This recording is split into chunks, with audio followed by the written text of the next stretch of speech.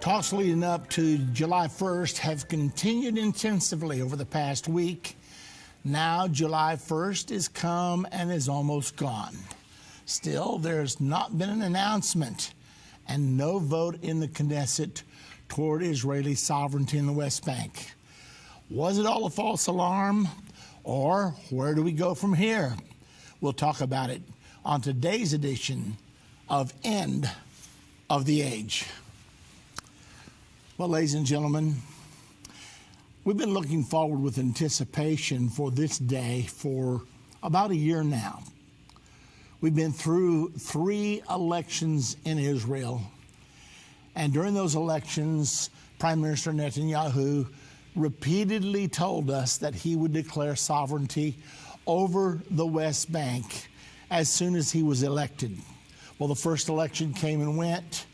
Inconclusive. Nobody was named prime minister. New elections. Second election came and went. Again, no prime minister elected. So the third election, now this is all unprecedented. This had never happened in Israel before. Finally, the third election came and went. Prime Minister Netanyahu was able to cobble together a government where he would serve the first year and a half as prime minister, and then his partner Benny Gantz would serve the next year and a half as prime minister.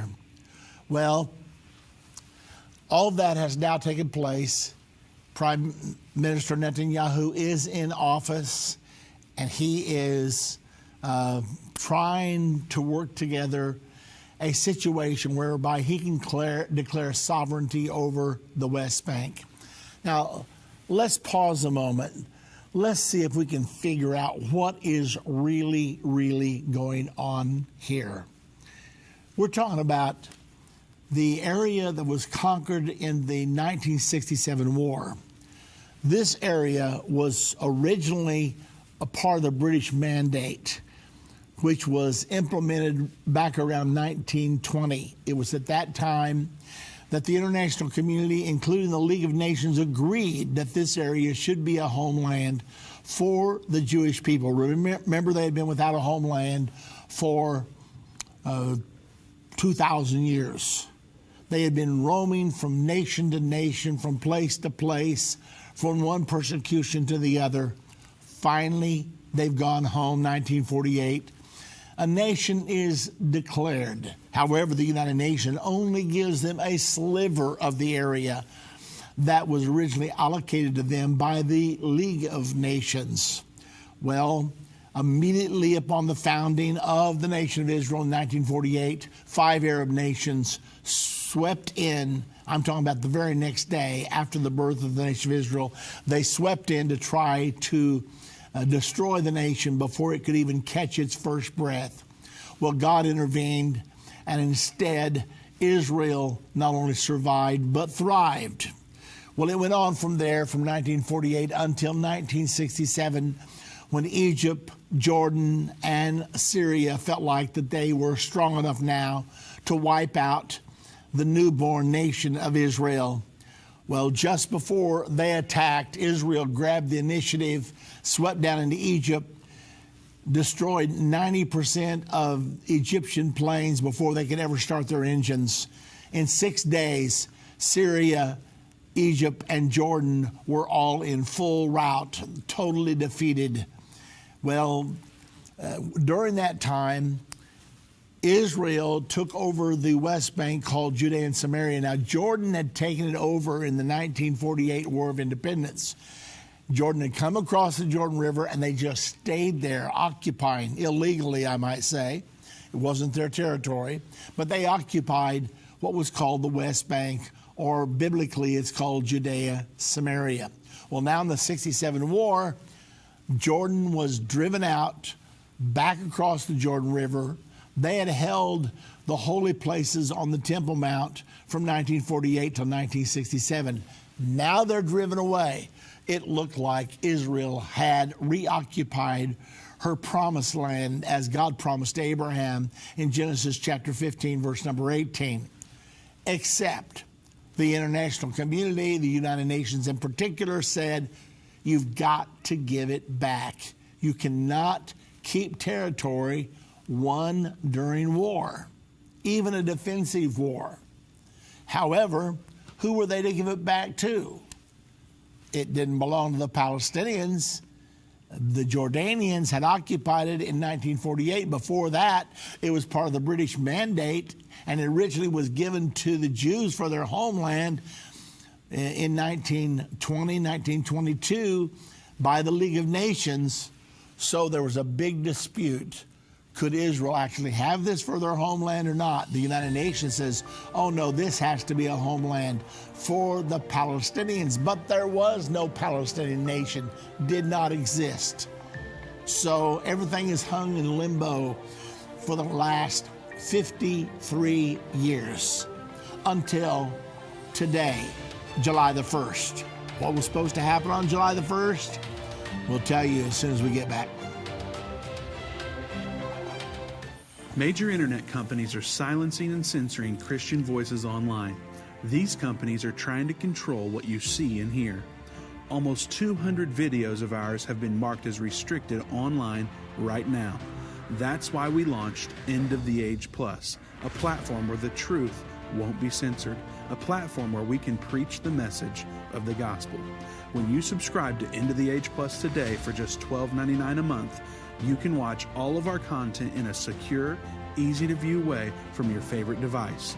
When you go to watch.endtime.com and subscribe, you'll get instant access to all of our teaching resources, including Revelation, the Unveiling of Jesus Christ, Understanding the End Time, End Time Magazine, and so much more.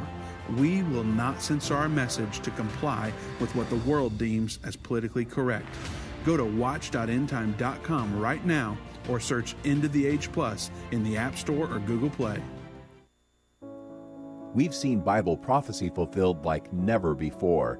From the halls of the United Nations to the Temple Mount in Jerusalem, End Time Ministries continues to reveal the Bible prophecy in the news headlines around the world every day. Whether it's through our broadcast or online at our Jerusalem Prophecy College, your gifts enable us to put vital materials in the hands of those who need it most.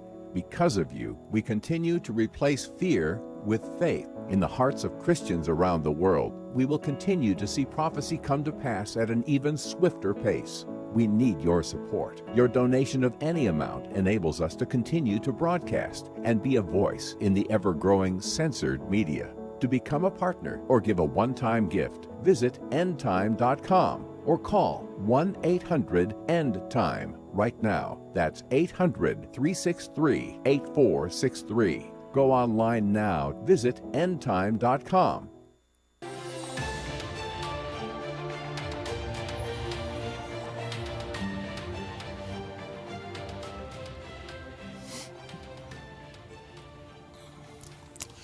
Well, this article sort of sums it up. This article is entitled Likud Minister. Annexation will happen in July after Trump statement. Now, a lot of people expected Benjamin Netanyahu to take the annexation to the Knesset today, then vote on it, and then move expeditiously to go ahead and declare sovereignty over 30% of the West Bank.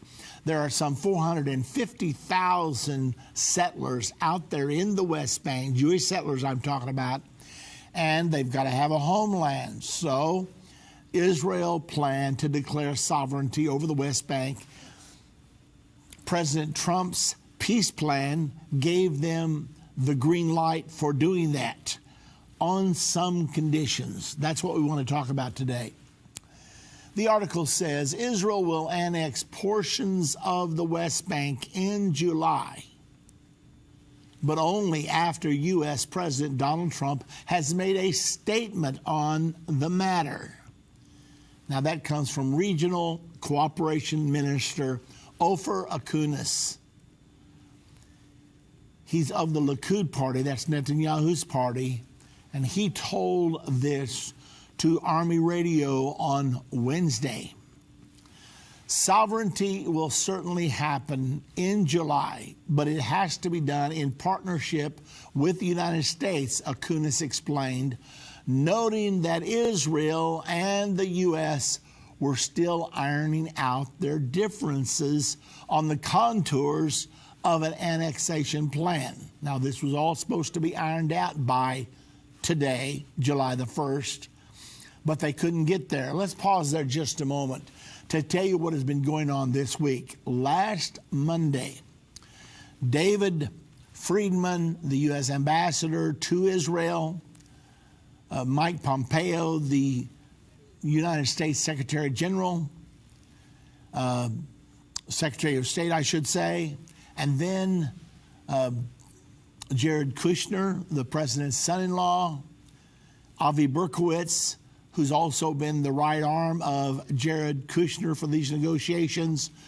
All of them met together at the White House on Monday and on Tuesday and on Wednesday, attempting to pound out all the problem areas in this agreement so that they can meet the July 1 deadline. They didn't make it.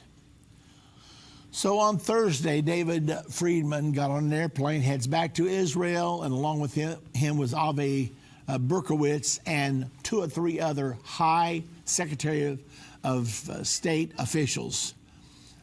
They've been meeting in Israel since that time. Sunday they met with Netanyahu.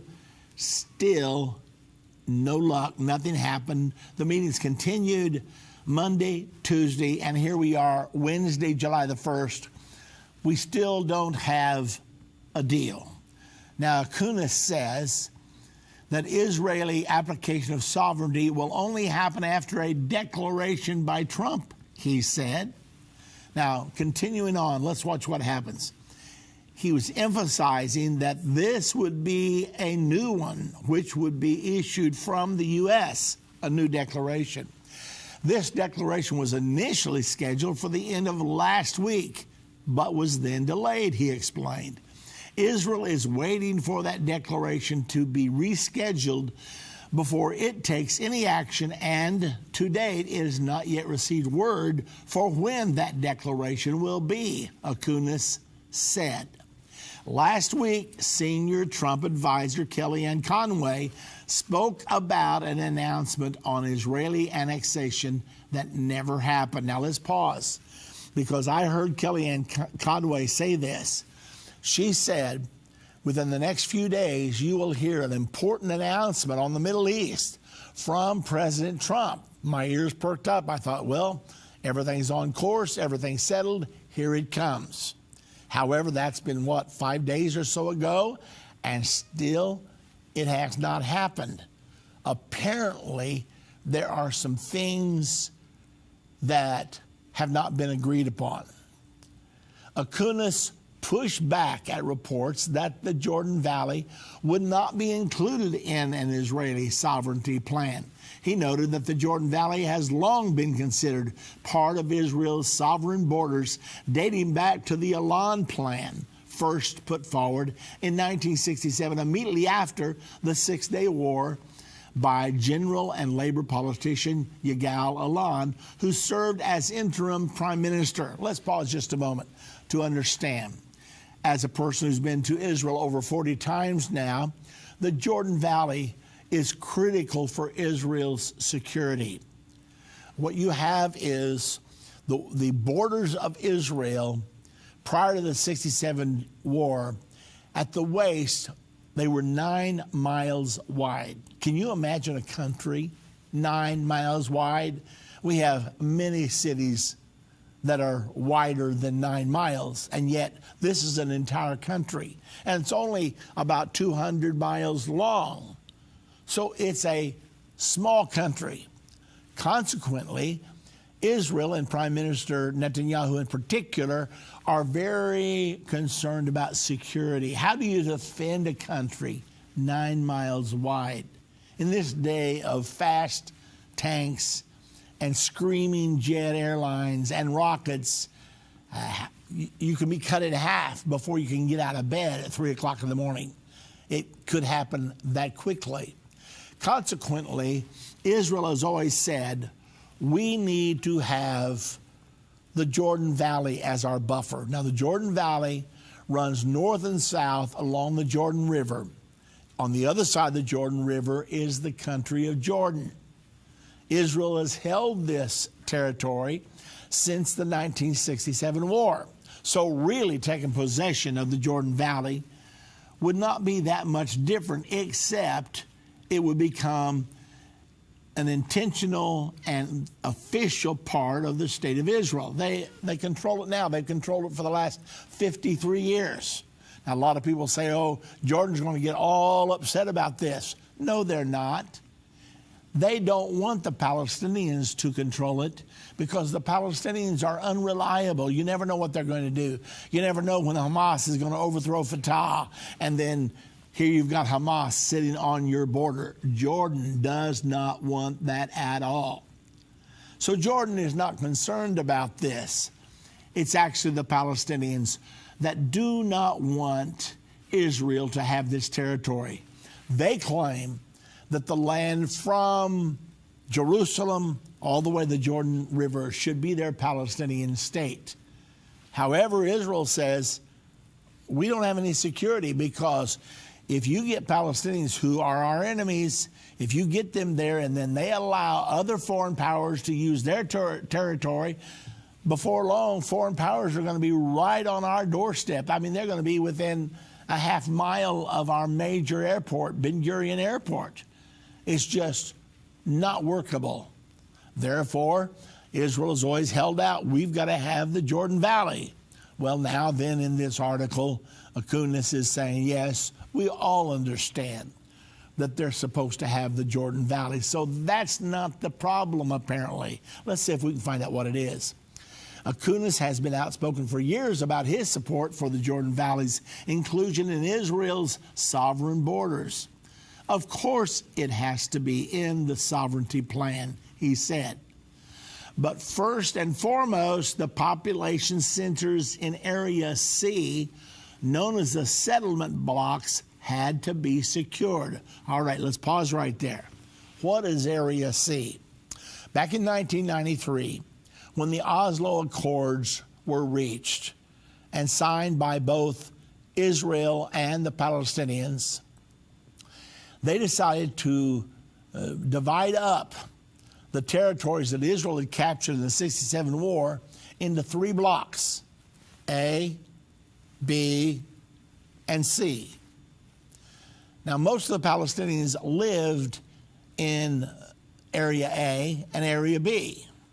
Area C has about 350,000 Jews and about 50,000 Arabs.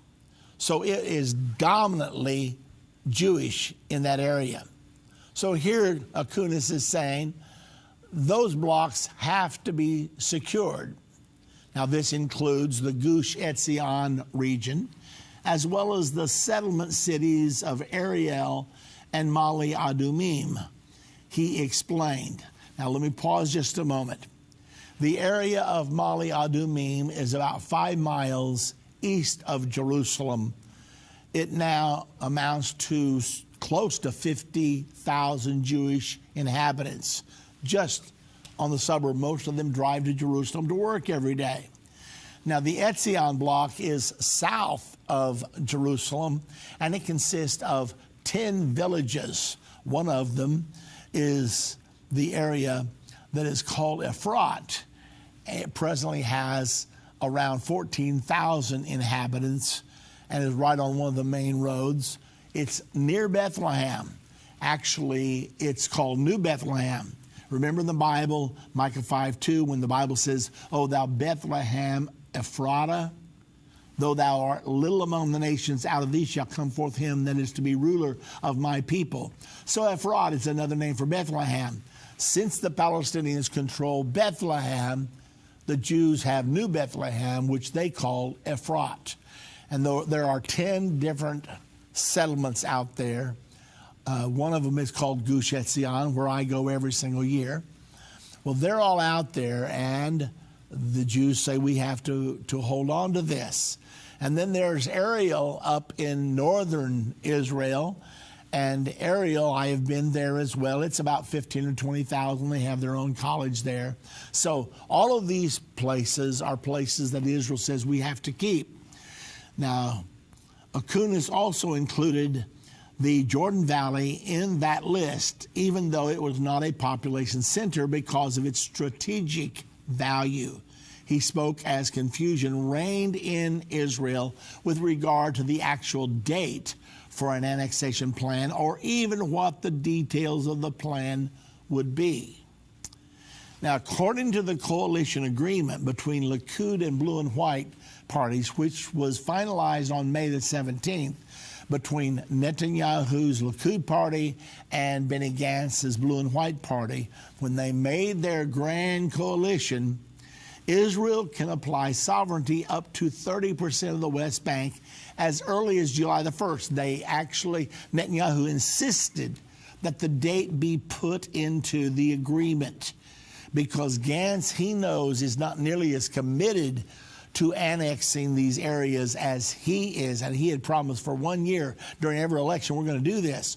So when Netanyahu was trying to negotiate the deal, he made sure it was put in there that it would be done by July the 1st because he also negotiated that he should be the first prime minister of Israel under this coalition agreement, which meant he would be prime minister on July the 1st. Now, if this strung out too long until it switched to Benny Gantz, he had no assurance whatsoever that eventually the deal would even be struck. So he insisted July the 1st, plus American elections are scheduled for November the 3rd, and he wanted this annexation to take place way ahead of the American elections because if perchance Donald Trump should be defeated in the elections, then he knew Joseph Biden would never tolerate Israel taking control of these settlements at all because Mr.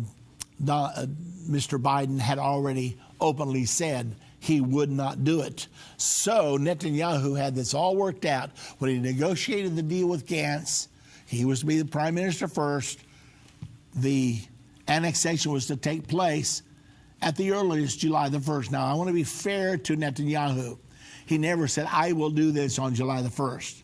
But he said, July the 1st, once that comes, then I have the green light to go to the Knesset, to have a vote on annexing the settlements, and to proceed forward with it. So that's where we sit as of today. The article goes on to say, as long as it is done in agreement with the United States, we should be able to do it July the 1st. But now that July the 1st has arrived, no action has been taken, no timetable has been presented, and no details have been provided with regard to the annexation map. Okay, now the plot thickens.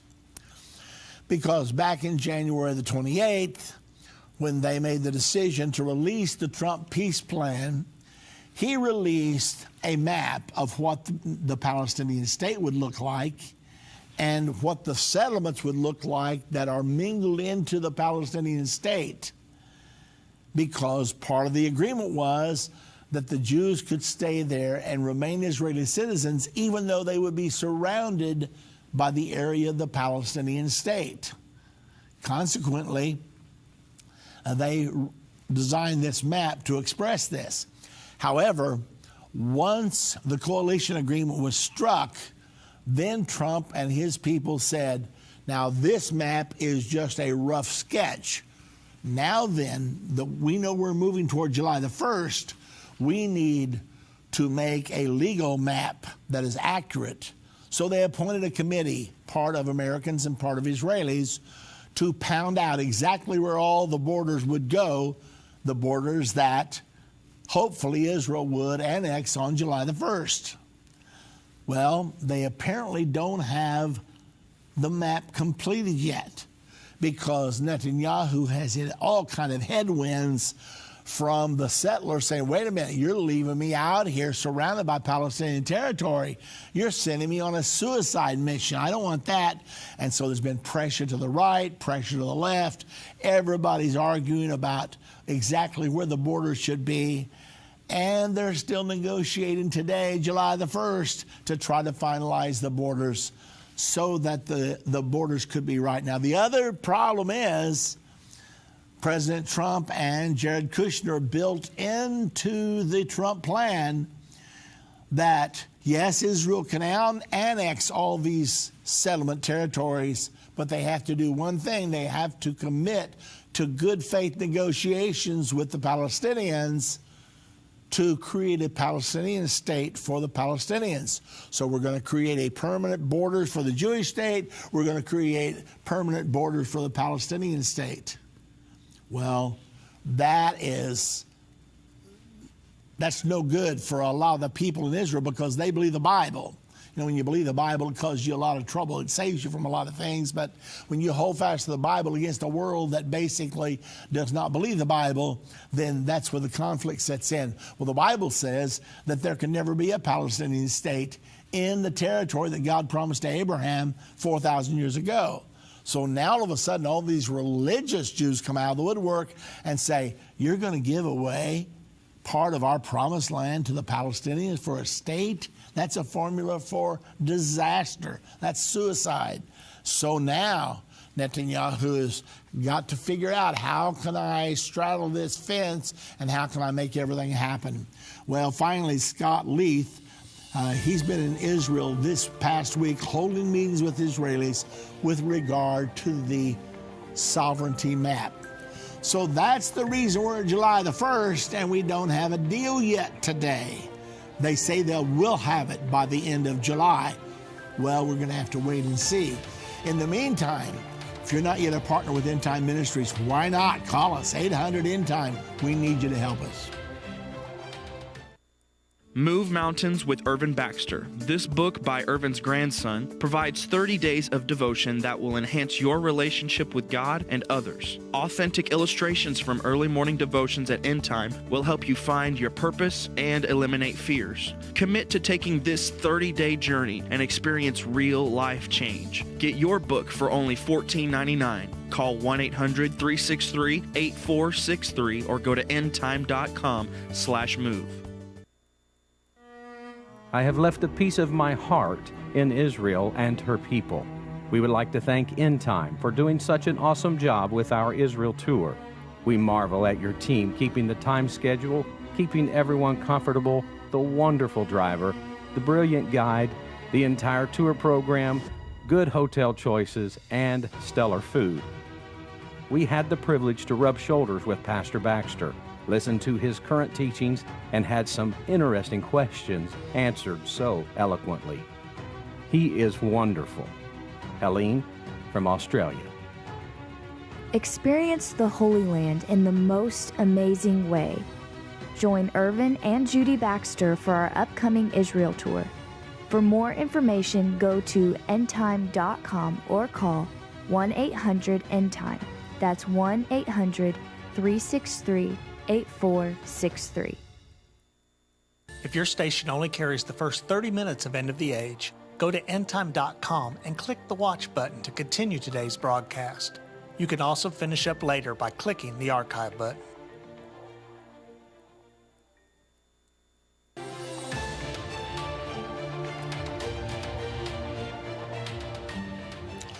We will be taking your calls later on in the program. However, I want to give you a little bit more information. This article comes from Israel National News today. As a matter of fact, every article we've got is today. I mean, you talk about loaded between the Jerusalem Post, the Israel International News, Israel National News, I should say, and Israel Hayam. I'm telling you, the media is full because this goes right to the heart of the people of Israel. This article is entitled, Minister to Arutz Sheva. Israel working to reach a deal with U.S. on sovereignty plan. Speaking with Arutz Sheva, Hatovli said efforts were ongoing to bridge disagreements. So we apparently got disagreements between Israel and the Trump administration to bridge disagreements over the extent of the sovereignty plan and the conditions Israel must accept to receive U.S. recognition for the move. Recognition which is key for moving forward with the plan under the coalition deal with the center, left, blue, and white party. Now let's pause just a moment right there. Why is Israel so keen to have America's recognition of the plan? Well, it's because America has veto power at the UN Security Council. If Israel annexes all these areas without the approval of the U.S., then will the United States defend this action at the UN Security Council? And if not, then all kinds of very difficult resolutions could be passed against Israel. As long as the U.S. has Israel's back and can veto, then that will be a level of protection for the nation of Israel. The article goes on to say the important thing is that the Israeli government never agree to Palestinian statehood of any kind as part of a deal to apply sovereignty. But, big problem, because working toward a Palestinian state is part of the Trump plan. So now then, you've got Netanyahu trying to get the plan changed because it does call for Palestinian sovereignty and for them to have their own state. Continuing on, we absolutely will not accept a building freeze in some of the settlements, which the Trump plan calls for, and we absolutely will not accept the creation of enclaves that will impede the development of established towns, which the plan calls for. The sovereignty plan does not include concessions in Area C, nor agreement to a Palestinian state. Right now, there's a gap between our position and that of the Americans who are coming in to a complicated election season. One more article, Sovereignty 101, a guide to the most pressing topic on the national agenda. Now, all this is in Israel's news today. So, I mean, it's boiling. Everybody's talking about it. Thought we were going to annex July the 1st. Now it's not happening. Why is the right-wing camp split on this issue? Because ultimately the Trump peace plan, of which the Israeli Sovereignty Initiative is a part, envisions a Palestinian state. That is the biggest sticking point of all. Will we have a Palestinian state? Will we not? Now, let's go back to where Netanyahu really stands, because it was in 2009 that he stood in Israel speaking at one of their universities there and made the statement, we know we have two people on this small land.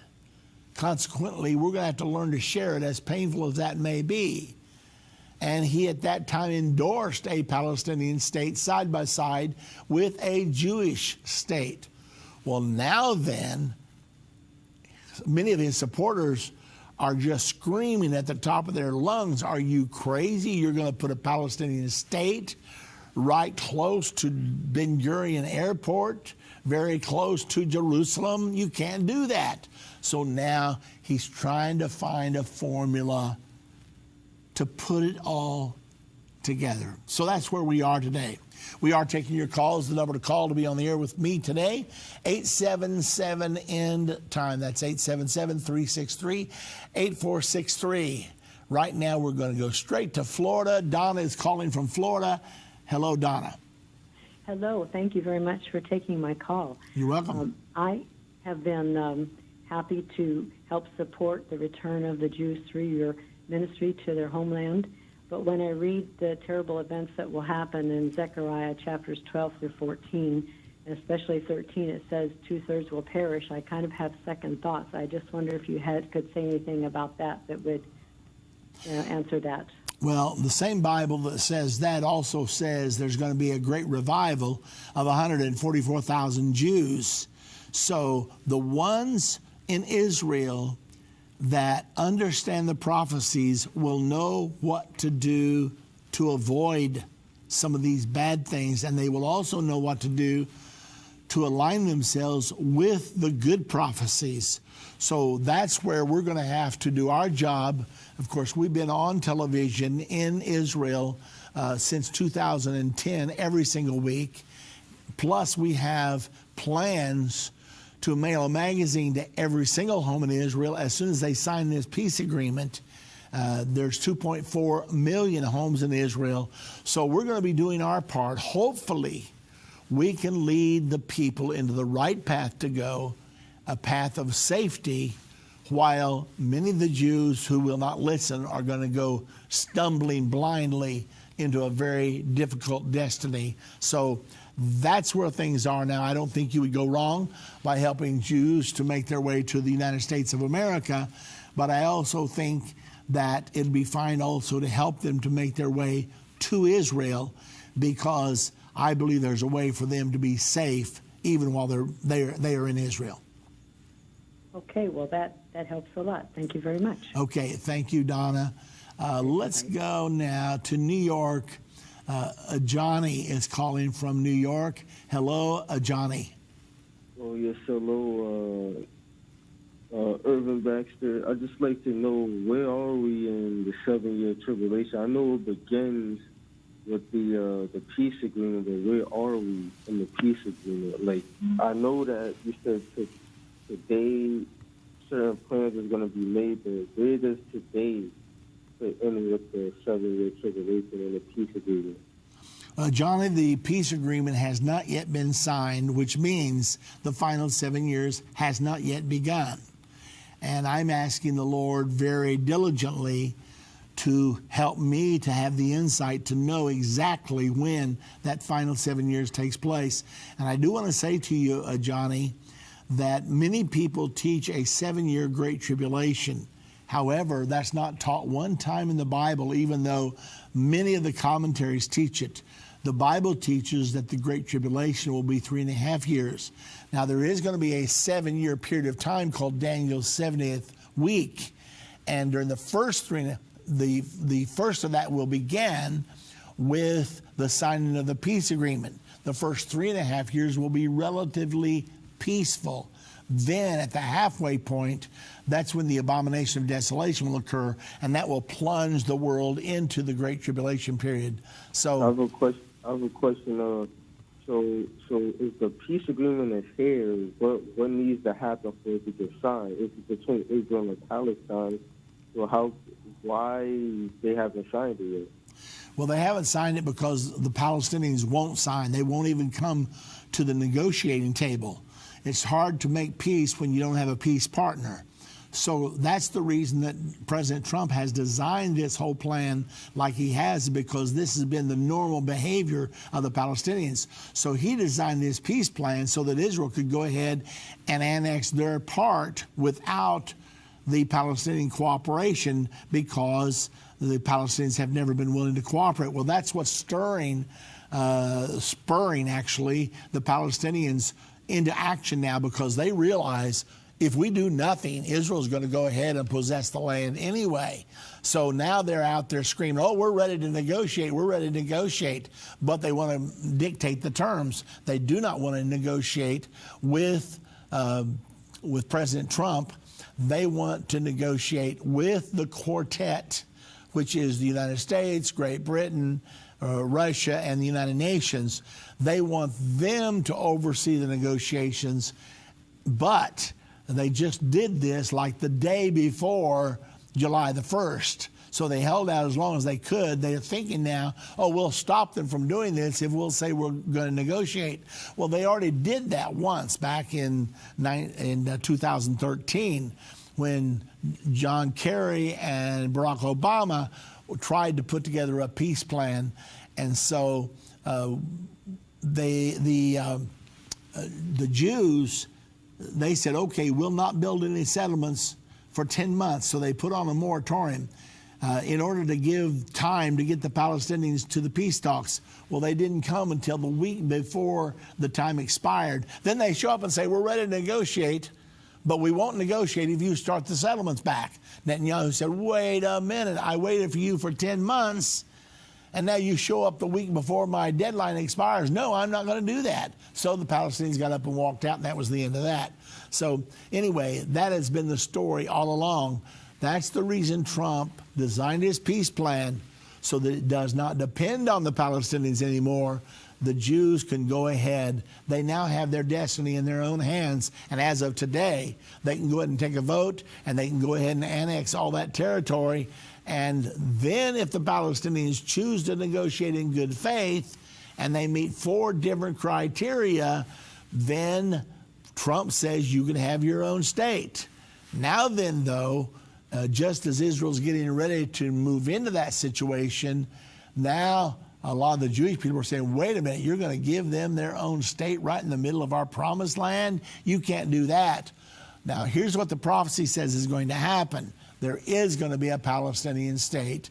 The Jews are going to remain out there living amongst the Palestinians, and that's going to work for 3.5 years. Then it's going to come unraveled, and that's what's going to trigger the Great Tribulation. So we can look ahead from the prophecies of the Bible. You can't know that by listening to the news right now because the mixed signals are so confusing. But from the prophecies of the Bible, we know that that is what is ultimately going to happen.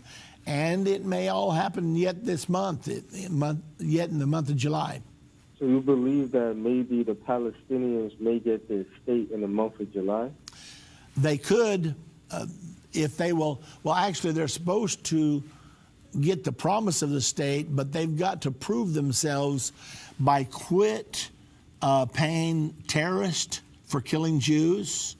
They have to quit incitement in their schools, calling Jews pigs and monkeys. They have to meet there's 4 criteria in the Trump peace plan.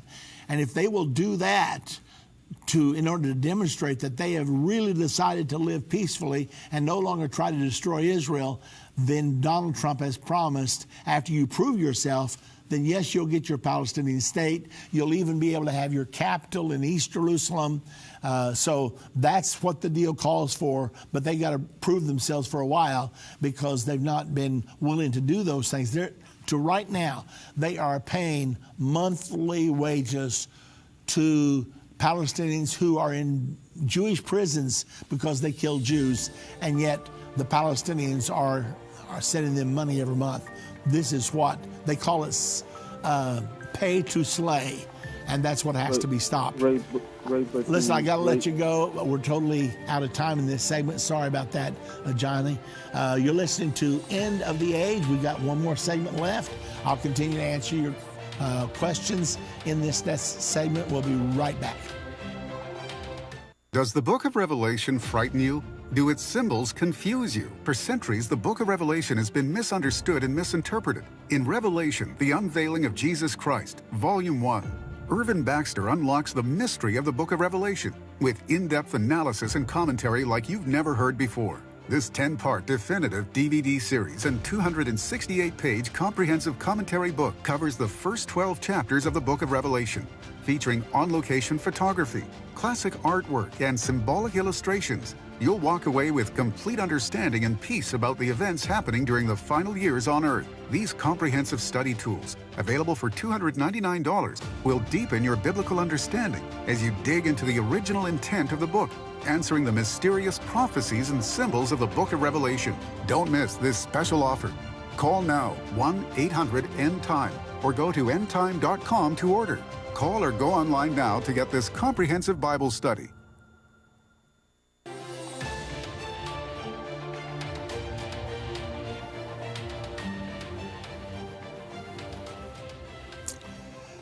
By the way, with these times being as urgent as they are, I'd like to take a moment to remind you that if you really want to know in depth what's going on, and you want to know the timeline for the final 7 years, we have a 6-lesson series called From Here to Armageddon.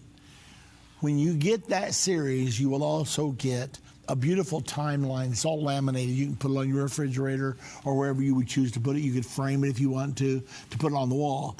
Anyway, it's called From Here to Armageddon, and it will really line out the timeline for you. So that's available to you if you're interested. Of course, the one thing that I believe everybody should do is enroll in the Jerusalem Prophecy College. If you have not yet done that, I would really urge you to do it. Go to JerusalemProphecyCollege.com, register, and enroll in your first semester. Once you get started, I think you'll be so happy that you did it. And it's not difficult. You say, college, I'm not college material. You will be this material because it's easy to do, it's easy to understand, and if you get this under your belt, then God will be able to use you in the final 7 years, which could start yet this year. We'll have to see how it all plays out. So don't forget, JerusalemProphecyCollege.com, register, enroll. Let's go now to Facebook. Matt is on Facebook and wants to know, is the Antichrist the one who signs the peace treaty? The Bible says that the Antichrist will confirm the Abrahamic covenant with many for 7 years. The Abrahamic covenant is the covenant God made with Abraham, that the Holy Land would be the homeland for his descendants after him forever. So the Antichrist is going to confirm it. The word signature is not used in this prophecy. The word signature has been often mentioned in commentaries, but it's not used. It just says the Antichrist will confirm the covenant with many. So there's going to be many parties involved in this deal, and the Antichrist is going to be one of the parties. To say that he's the chief initiator of the peace agreement, we can't say that, because if we could, that means either Donald Trump or Jared Kushner would probably have to be the Antichrist. However, we know that cannot be true because the Antichrist cannot come from the United States. The Antichrist is coming from Europe. So somebody that's involved in this will be the Antichrist. We'll have to wait and see who it is. Let's go now to Tara calling from New Jersey. Hello, Tara. Hi, Pastor. How are you? Good, thank you. Awesome. So my question is, the third of mankind, you know, the exact hour, month, and day, like before the peace agreement can come into fruition, then that has to happen, correct? No, the Bible does not say that war has to take place before the peace agreement. It is hard to discern whether that war will happen before or after. We do know the Sixth Trumpet War must happen before the beginning of the final 3.5 years, before the beginning of the Great Tribulation. We know that because Revelation chapter 9, that's the Sixth Trumpet War. Then chapter 10, you have an angel standing 1 foot on the land, 1 foot on the sea, declaring that delay shall be no longer. That's the event that triggers the Great Tribulation. So the Sixth Trumpet War must happen before the beginning of the Great Tribulation, but it could happen during the first 3.5 years of Daniel's 70th week, or it could happen before they get the peace deal. If it's going to happen before they get the peace deal, it's going to have to hurry. So that's the way I see it. Right. I thought it was always before the peace agreement, so...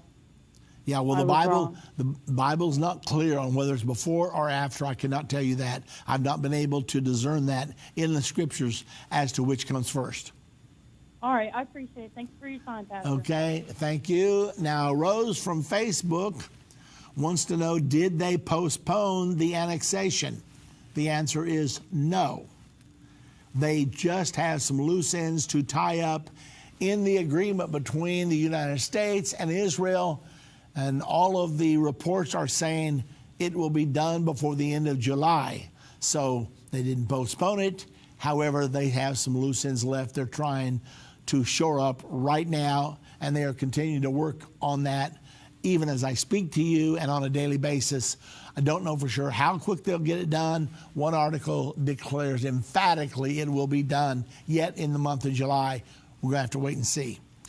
Okay, let's go now to Wayne calling from Ohio. Hello, Wayne.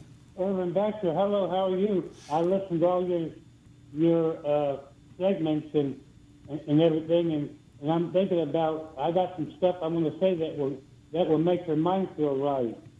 Okay, what you're saying, the day is the 1st of July, and the peace agreement hasn't been signed yet. That's been described. Whatever you try to tell us, and you say we still have yet this month of July to see that happen up through November. Is that true? Well, Wayne, all I can tell you is that Netanyahu, the Prime Minister of Israel, stated that July the 1st was the first day that he would be able to take the agreement to the Israeli Knesset for them to vote on to authorize the annexation of the settlements. That's what he said. He never said it will be done on July the 1st. Now, because he so repeatedly said this, I wanted to make sure all of you were aware and watching that he was saying July the 1st is a very special date. However, as happens sometimes in politics, the politicians hit snags. They don't get their work done. They don't get agreement. So sometimes it's like the beach ball. It just sort of bumps out ahead of you and you can't quite get there. So that's where Israel is right now. Israel is trying to finalize this deal, and one of the Knesset members wrote an article or else said in an interview that this would be done yet in July, is what he said, and that's all we have to go by. The Bible does not say it would happen July the 1st. That was Benjamin Netanyahu. If the Bible said it, it would have happened. But the Bible does not say July the 1st, but Benjamin Netanyahu did say that. So it's still yet to happen this year, this month? Well, that's what some of the Knesset members that work with Netanyahu are saying. I cannot tell you that for sure. I think it probably will, because Netanyahu doesn't want it to get too close to our elections in November.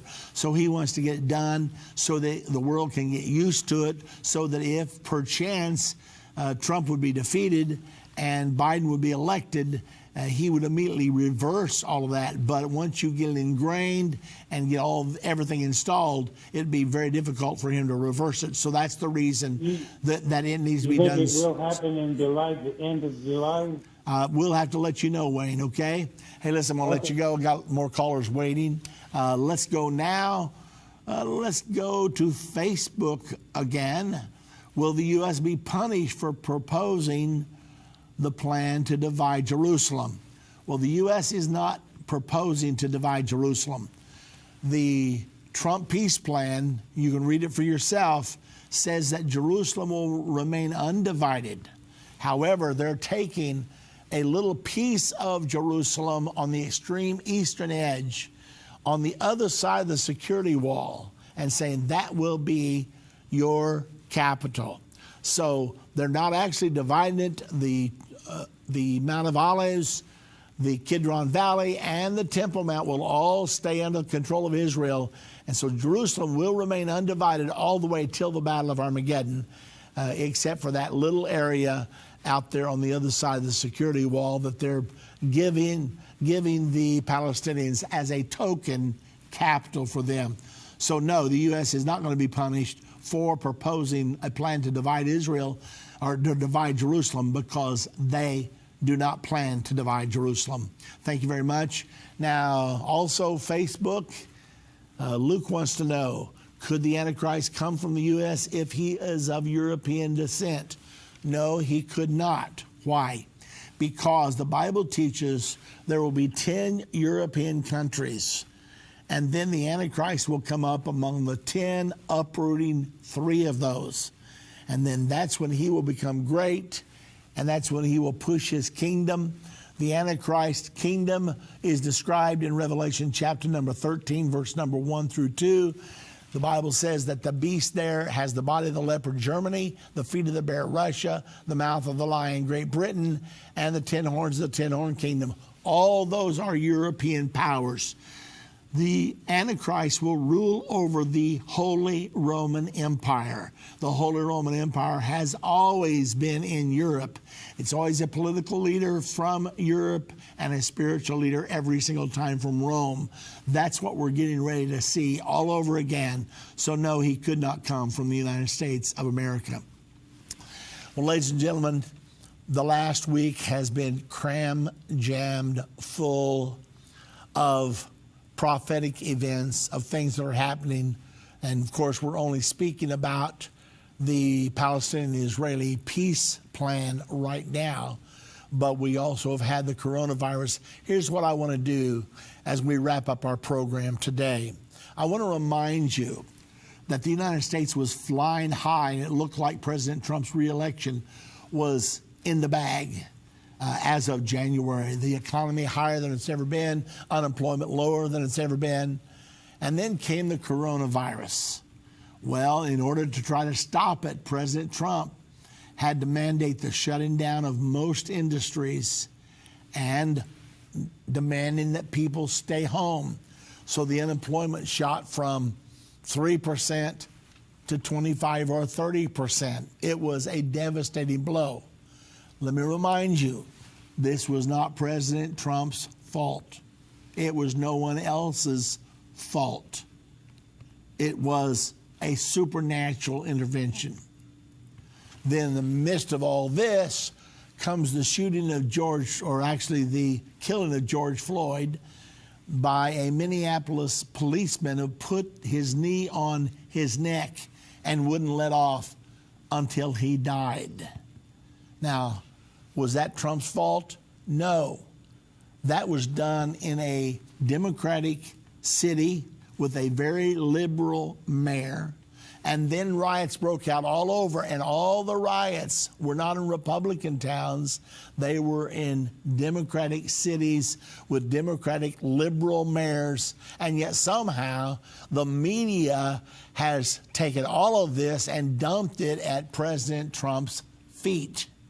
So please, ladies and gentlemen, do not be fooled by the untrustworthy news media. Remember, 95% of them are liberal Democrats. Only 5% are conservatives. So it's very important for us to realize that the media is trying to lay all this at the feet of Donald Trump when he had nothing to do with it. So do not be fooled by the dishonest liberal media. All this is not Trump's fault. However, he is working feverishly now to get the economy going again. So let's remember him in prayer. Let's remember all of our leaders in prayer. And let's be very prayerful for our nation. It's important. So once again, don't forget, we're going to have our online prophecy conference coming up next week. If you've not yet signed up for it, go immediately to endtime.com, get signed up for it. It's going to be a great time. First time we've ever done it. Online prophecy conference. God bless you all, and we'll see you again tomorrow. This has been End of the Age, brought to you by the faithful partners of Endtime Ministries. If you're not currently a partner with Endtime Ministries, or if you would like more information, we invite you to call us at 1-800-ENDTIME. That's 1-800-363-8463, or visit us online at endtime.com. Thank you for watching. If you liked this video, subscribe to our YouTube channel and like our Facebook page.